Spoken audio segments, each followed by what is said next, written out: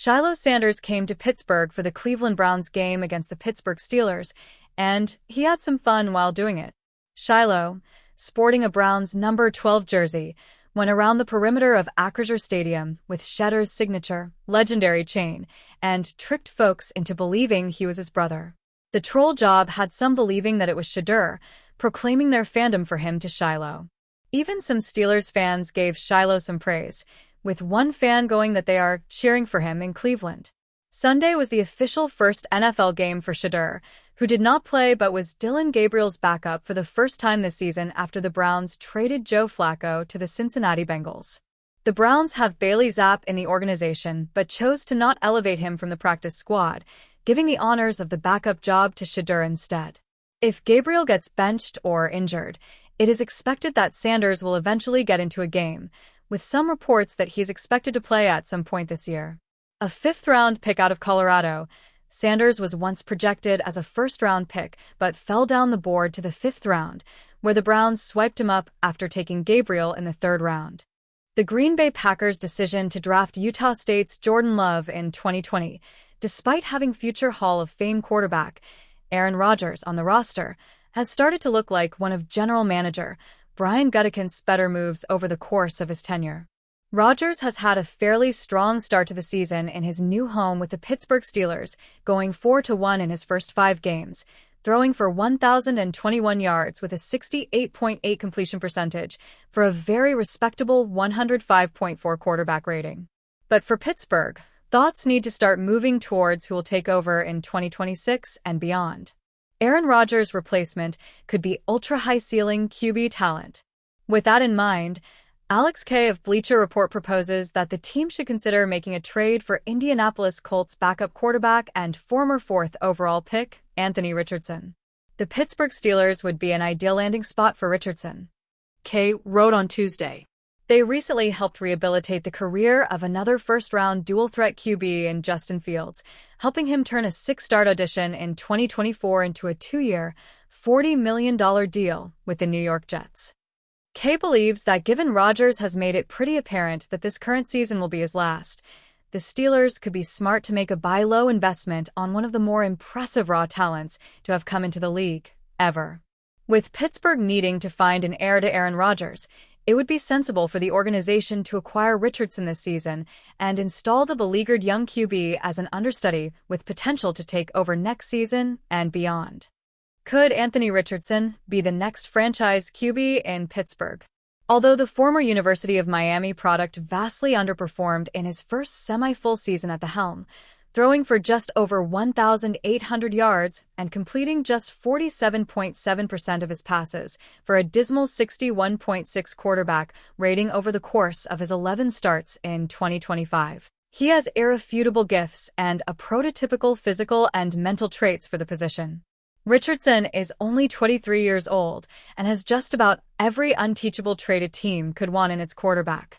He stands a sturdy 6 feet 4 inches, 244 pounds, and shattered records at the combine with his world-class athleticism.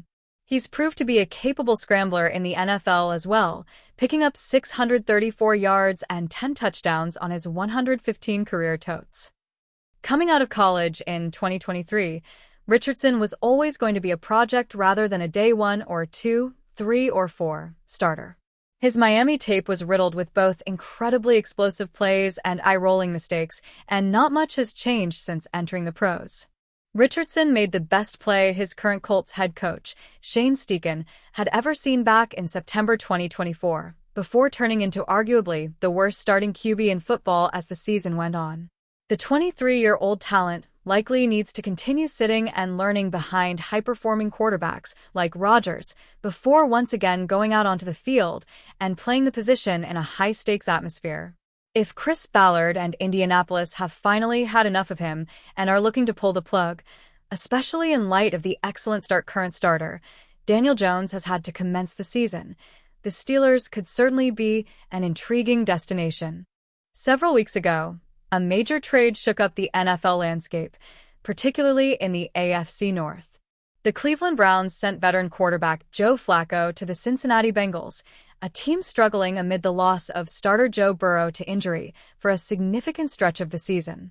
That trade sparked blunt remarks by Pittsburgh Steelers coach Mike Tomlin, who questioned the reason a deal would occur like that between two teams in the same division. In particular, Tomlin indicated he didn't understand why one team might help out a division rival in need of a solid starting QB. To be honest, it was shocking to me.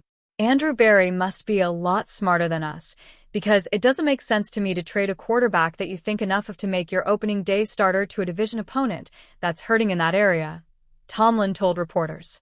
Those remarks arrived ahead of a clash in Thursday Night Football, where Flaco and the Bengals will host Tomlin's Steelers, led by veteran QB Aaron Rodgers. Rodgers and Flaco, both at least 40, are reportedly good friends since they've been in the league together for so long. Both are former Super Bowl winners, with Rodgers leading the Green Bay Packers to a championship and Flaco leading the Ravens to one. Ahead of what some have joked is the icy hot bowl between the two older quarterbacks, Flaco gave his honest reaction to Tomlin criticizing the huge trade. "I didn't get to see how upset he was.